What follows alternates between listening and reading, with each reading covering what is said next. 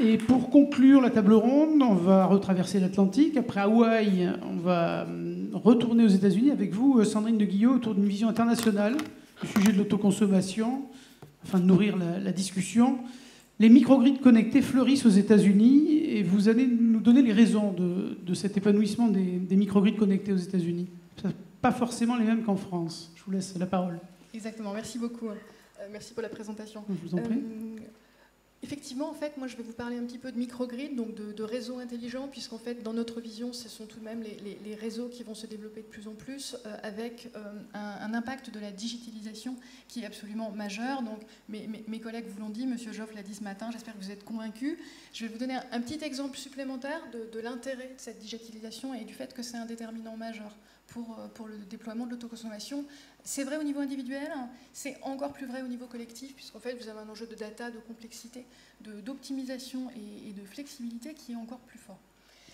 Premier élément sur les microgrids, pour vous donner un petit peu le contexte et vous expliquer ensuite pourquoi est-ce qu'on va essayer d'aller voyager aux États-Unis pour avoir quelques retours d'expérience et quelques leçons potentielles. En termes de microgrid, les éléments essentiels à avoir en tête sont les objectifs que l'on recherche, parce qu'en fait, c'est un élément technologique, c'est une réponse à un besoin. Donc il faut d'abord identifier clairement le besoin. Vous avez 3 piliers qui sont pondérés de manière différente en fonction des interlocuteurs, en fonction des situations géographiques. En gros, vous avez un premier pilier qui concerne la résilience. Ça, c'est la question de l'accès au réseau, c'est la question de la fiabilité du réseau. C'est ce qui va supporter les microgrids en Inde, les microgrids d'électrification au Sahel, et ce qui va être un déterminant majeur aux États-Unis. On y reviendra. Vous avez un deuxième volet, qui est le volet durabilité, qui est en vert, qui correspond en fait à tous les objectifs que vous pouvez avoir sur la consommation locale, l'empreinte environnementale, les consommations de CO2, les engagements qui peuvent être pris. C'est un déterminant qui est majeur en France sur les questions publiques, sur les questions de quartier, qui est par exemple beaucoup moins important aux États-Unis, je ne vous le cache pas. Dernier élément qui est pour le coup existant de par le monde, partagé par tous, la question de la réduction de la facture, la réduction des coûts. Et donc cet enjeu-là est un enjeu que vous retrouvez sur à peu près tous les microgrids dans ce bas monde. Pourquoi je vous parle des objectifs? Parce que derrière les objectifs se déterminent, si vous voulez, les fonctions de votre microgrid. Qu'est-ce qui va vous permettre de faire et comment il va être construit techniquement? C'est ça qui va faire en fait la distinction entre les différents types de microgrids, et c'est à partir de là qu'on est capable d'avoir une segmentation pertinente qui nous permet de comprendre les évolutions d'un secteur versus un autre et les évolutions dans un pays versus un autre pays. Les 5 fonctions, je vais très vite. Vous avez la question des ENR, donc effectivement la question de l'intégration des renouvelables sur votre réseau. Vous avez la question de l'optimisation du contrôle de l'équilibre de votre réseau. Vous avez un enjeu d'efficacité énergétique parce que généralement, quand vous travaillez sur de l'autoconsommation, et ça a été dit ce matin, on est souvent dans un enjeu qui est intégré. Vous êtes dans une vision un peu globale, vous êtes dans une vision où vous avez aussi du véhicule électrique, vous avez aussi de l'efficacité des bâtiments. Clairement, vous n'essayez pas d'optimiser à l'échelle de plusieurs bâtiments ou d'un quartier si vous n'avez que des passoires énergétiques. Donc vous avez d'abord cette réflexion-là. Et ensuite, 2 autres volets qui sont un peu plus techniquement complexes. La question de l'îlotage avec la stabilité, la question de la séparation du réseau, de la résilience, c'est ce qu'a dit Gilles Roquia tout à l'heure. Et vous avez la question de la flexibilité qui est clairement l'enjeu de demain et qui est clairement la question du gain que votre microgrid peut apporter au réseau. Et ça, c'est une question qui a été abordée avec Enedis ce matin rapidement, qui est une question qui a aussi été abordée hier lors des discussions avec la Creux. Se pose vraiment la question du service au réseau. Sur ce, pourquoi un focus sur les États-Unis? Pour 2 raisons, je dirais. La première, c'est une question de marché. Vous êtes là-bas sur un marché qui est en forte croissance, vous êtes un marché sur une croissance à 2 chiffres, vous êtes sur un marché où il y a des objectifs en termes de microgrids qui sont de l'ordre de 2 milliards de dollars à horizon 2020. Vous êtes sur un développement qui est majeur.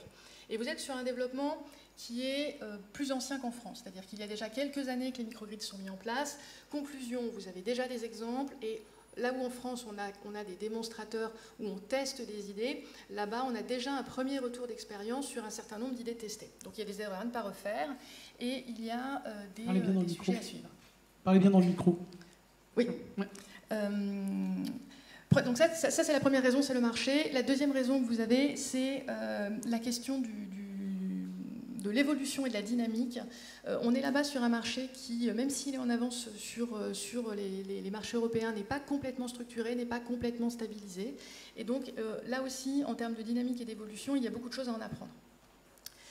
Concrètement, évidemment, il y a une différence en termes de qualité du réseau. C'est même la différence essentielle, qui fait que tout n'est pas transposable directement.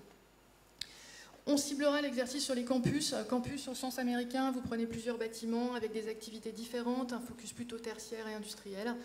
L'idée, c'est d'avoir une complexité dans le système. On prend des campus parce qu'en fait, l'intérêt, c'est d'avoir un acteur unique. Du coup, il internalise lui-même un certain nombre de contraintes, notamment les contraintes financières. Et c'est un avantage incontestable quand vous essayez de monter un projet.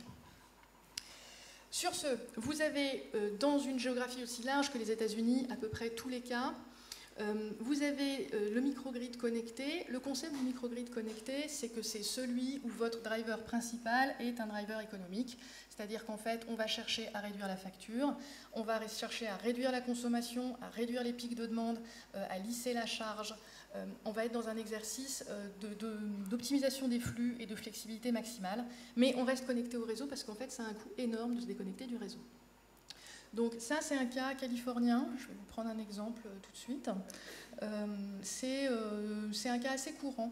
Et c'est un cas où, je dirais, là, le retour d'expérience est possible. Vous avez un deuxième type de cas qui est à l'autre extrémité du spectre, où là, vous avez d'autres drivers. Et vous êtes notamment sur un driver qui va être celui de la fiabilité du réseau. Là où vous avez de plus en plus de pannes, vous avez un enjeu je dirais, de criticité pour votre activité. Ça peut être les hôpitaux, ça peut être des bases militaires.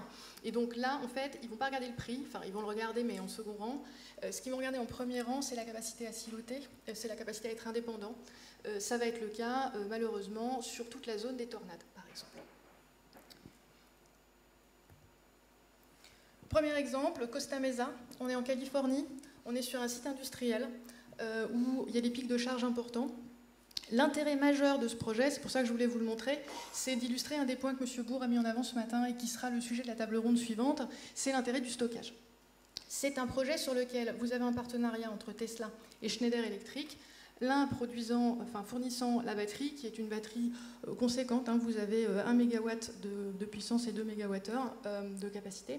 Donc vous avez en fait une batterie relativement importante et vous avez tout un système de gestion intelligente pour gérer le fonctionnement de ce site et de pouvoir optimiser la production, la consommation et le processus industriel. Sachant que réussir à optimiser un processus industriel est quelque chose d'assez technique, relativement pointu, et on se retrouve dans une situation où là vous avez une économie de 15% sur la facture finale. L'objectif n'est pas tellement que vous ayez les chiffres en tête, c'est juste de vous montrer qu'on est là sur quelque chose qui est relativement classique en Californie, relativement classique aux États-Unis en général, avec une technique qui est semblable à ce qu'on peut avoir en France. Donc sur ce type de modèle, en fait, on se rend compte qu'on a une translation possible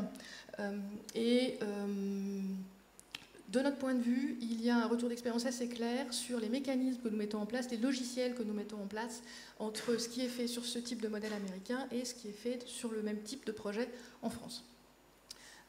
Une remarque, pourquoi est-ce que ça se développe plus vite aux États-Unis qu'en France, typiquement ce type de projet? Pour deux raisons.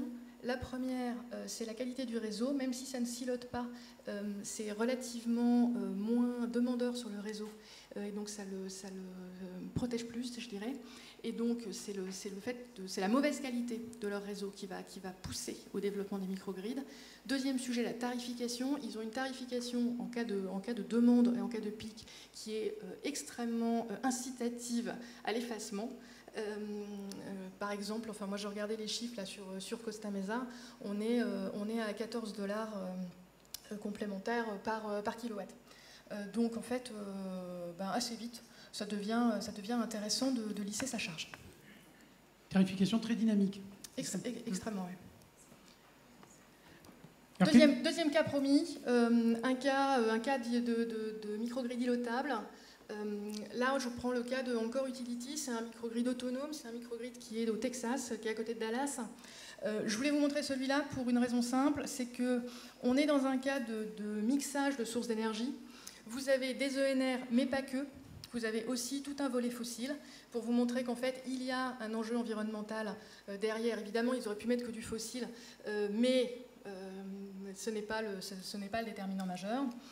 On est dans un monde où la gestion de l'énergie sur ce site d'une utility américaine, qui couvre à peu près 10 millions de personnes au Texas, vous permet de contrôler en temps réel votre production et votre consommation, de l'optimiser, d'avoir un effacement. Et on a déjà eu, depuis la mise en œuvre en 2016, des exemples d'îlotage et un temps d'îlotage assez marquant. C'est-à-dire qu'il s'est mis en mode îlotage plusieurs fois. Je précise que vous avez deux modes d'îlotage techniquement. Vous avez un mode où vous êtes totalement îloté avec toutes les fonctions, mais à ce moment-là, vous avez quand même besoin de diesel. Et vous avez un mode où vous pouvez être, en fonction de l'ensoleillement, îloté avec des fonctions principales, je dirais un certain nombre de fonctions réduites, pour avoir disons, les éléments principaux en cas de crise. Voilà. Dernier point là-dessus, on est dans des cas sur les microgrids îlotables qui sont des cas qui aujourd'hui en France, alors on a vu un exemple précédemment qui est un exemple en termes de, je dirais plus de démonstration, mais au niveau du site industriel qui ne sont pas encore en réel développement. Ça existe au niveau européen. La réalité, c'est qu'aujourd'hui, on ne sent pas ça comme étant le cœur de la demande française ni le cœur de la demande européenne, parce que la qualité du réseau fait que les coûts à engager pour siloter sont un peu trop élevés au regard des... C'est juste une question de coût, c'est ça ? Je pense que la question du coût est essentielle, c'est-à-dire qu'en fait, mettre un coût de l'ordre de, je sais pas, peut-être 5 à 6 fois supérieur pour avoir un îlotage, alors que le réseau tombe moins de 2 heures par an, est-ce vraiment pertinent ? Non. Voilà. Donc après, ça dépend réellement de la criticité de votre installation et du réseau là où vous êtes. Mais la qualité du réseau fait qu'il y a vraiment moins d'incitation au développement de ce type de microgrid en France et en Europe. Pour conclure ? Retour en France pour conclure. En France, les microgrids avec autoconsommation collective sont le plus souvent impulsés par les territoires pour un enjeu de durabilité, pour un enjeu de suivi, d'un enjeu d'efficacité. Donc en fait, on est sur des drivers qui sont un petit peu différents, ce qui fait qu'effectivement, on est plutôt dans le premier modèle que je vous ai présenté, c'est-à-dire qui est le modèle californien, et donc un modèle sur lequel on a aujourd'hui des vrais retours d'expérience et un vrai savoir-faire, plutôt que sur un modèle d'îlotage. Vous pouvez trouver ces microgrids à plusieurs échelles. L'échelle du campus, alors là au titre français, c'est-à-dire au titre universitaire, vous pouvez le trouver sur des écoquartiers. On en a parlé plusieurs fois ce matin. Là, on est sur de l'autoconsommation collective, sur lesquelles on est sur des démonstrations. On n'est pas encore au déploiement. Il faut être capable de passer au déploiement, et c'est la réflexion qui est en cours. Et vous avez un deuxième élément qui est la première brique. La brique pour réussir à construire réellement le réseau de demain, qui est le bâtiment intelligent et le bâtiment comme brique de flexibilité. Gilles Roquier en a parlé juste avant, donc je ne vais pas préciser plus avant cet élément-là. Mais voilà, je tenais juste à ce que vous ayez en tête que le premier élément du réseau, même si aujourd'hui on ne construit pas des réseaux parfaits à grande échelle et qu'on se donne le temps de la réflexion sur différents éléments, le volet, la brique bâtimentaire est essentielle en tout état de cause. Voilà, merci à vous. Merci beaucoup, Sandrine de Guillaume, pour cette très brillante présentation des microgrids connectés. Session de questions-réponses, vous avez des... oui ?